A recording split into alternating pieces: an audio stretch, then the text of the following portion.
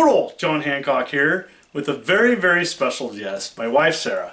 Hello. So we're going to have a gaming talk with the missus, and you know, I got some requests about having her back on the channel, and thank you. And I thought we'd talk about our favorite conversation that we have all the time: space and gaming space. Not the final frontier. No, her other favorite subject. Yeah, where to put all this stuff. Yeah, it's always constantly an issue. And if you're with someone out there or have kids or in a confined space, it's a problem. Yeah. Yeah. So once you share with the fans of the channel and people watching this, how much fun it is dealing with space.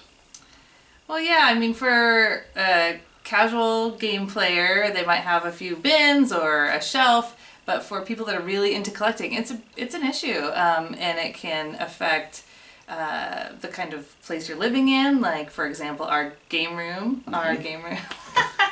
It is our game room.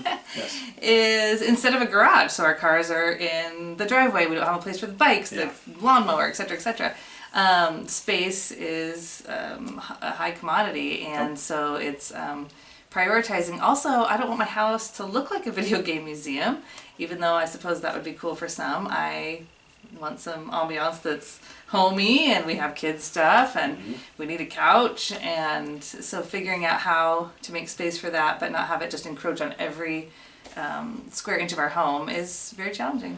Yeah, and one thing that I really appreciate, and I've talked about this in the past, is how you have supported my hobby. You've never said, get this, crap out of here.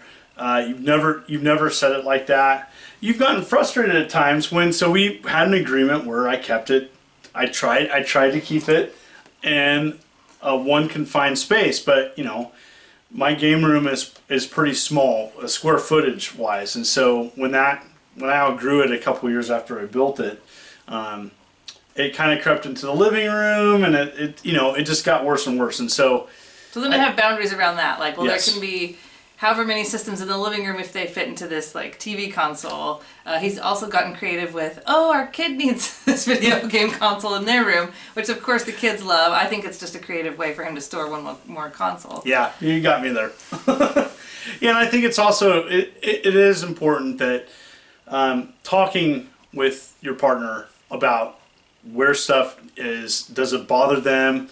We've had countless conversations of, hey, why is this here? Or this box needs to go, like, get this out of here. Get this out of here, but in a nice way of like, she knows, that it's not just garbage. It's something I'm really passionate about. She's been very tolerant of it. I've been saving up for an expansion for almost 3 years, and it's finally happening, and so that's going to alleviate some space issues. Also, though, that expanding your house is pretty extreme for a game collection. I get that. Not many people do that. When we were first married, we had a 2-bedroom apartment, and one of the bedrooms was dedicated to storing a game collection. Which was okay as newlyweds in love. Oh yeah, sure, have the second bedroom. And then we had a family member that needed to come live with us, and she was trying to live in the middle of a huge game collection in a tiny little apartment bedroom. So yeah, and then there's also the storage issues where things can get damaged easily. So it's not as easy as like, well, I don't have that much space, throw it in boxes. Things can get damaged, and to a collector, that's a big deal. Yeah, and, very much so. There's all different kinds of barriers or things that make it difficult. Yep, kids changes everything.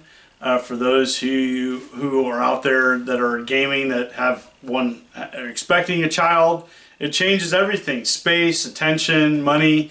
Also, it's important to know that I've never had an issue with my kids on respecting what a collectible is. Can you think of one? Well, I was just thinking you've taught them, like game discs, how to put them away. Put the game disc in the case. I'll never leave it, face down. This is a collectible. This is Daddy's collectible. They don't get to touch the really expensive stuff. Yeah, but they've come in the game room, but they've never punched a box or we have zero tolerance for that. But I've taught them how to respect things. My big thing that I tell children, if you don't respect things, they don't respect you. And if you want to take care of something, you have to and they want that to take care of you back.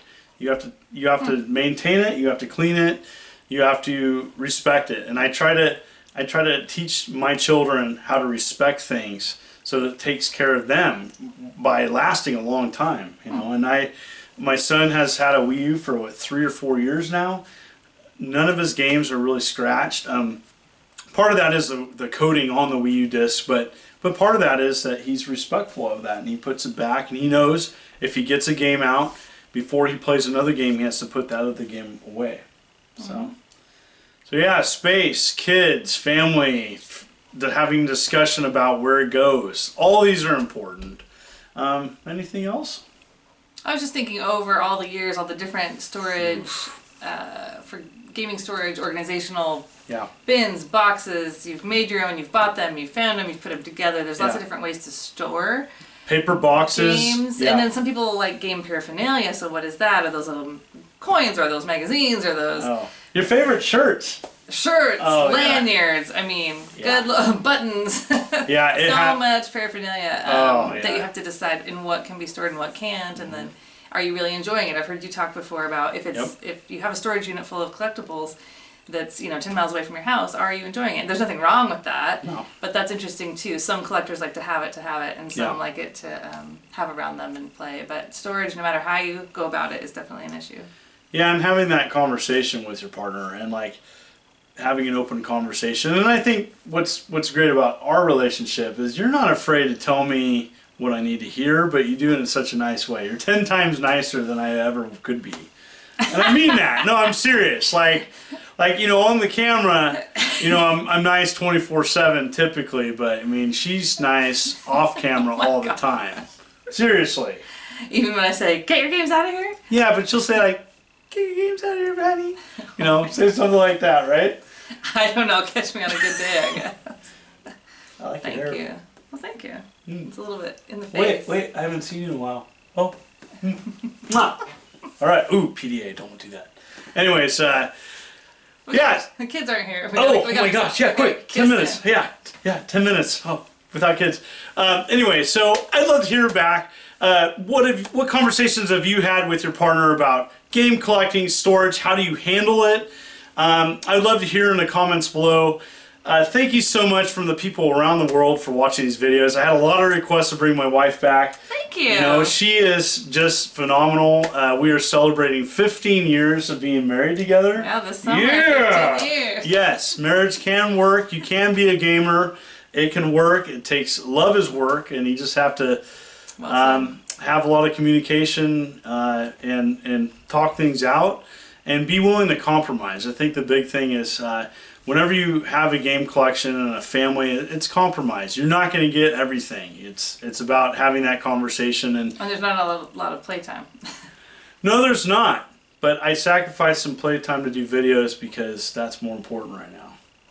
Cool. Yeah. And thank you for the comments and for requesting me. That's fun. Thank you so much. This is the Immortal John Hancock. Bye. Bye. Please comment, subscribe, and like this video. My husband typically does 2 videos a week, one on Thursday and one on Sunday.